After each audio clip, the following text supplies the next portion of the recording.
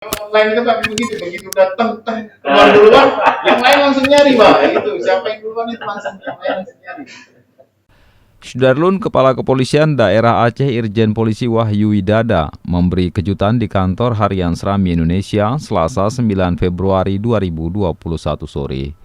Kapolda Aceh dalam hal ini diwakili Kabid Humas Polda Aceh Kombes Polisi Winardi memberikan selamat dan kue ulang tahun ke-32 untuk Harian Serambi Indonesia. Ucapan selamat dan pemberian kue ulang tahun tersebut langsung diterima oleh pemimpin redaksi Harian Serambi Indonesia, Zainal Arifin M. Nur.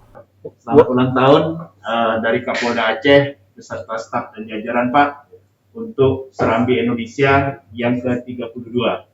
Semoga Serambi Indonesia makin besar dan jaya selalu. Winardi berharap agar Serambi Indonesia semakin besar, jaya, dan terus melangkah maju. Tepat hari ini, Harian Serambi Indonesia genap berusia 32 tahun, dari tahun 1989 hingga 2021.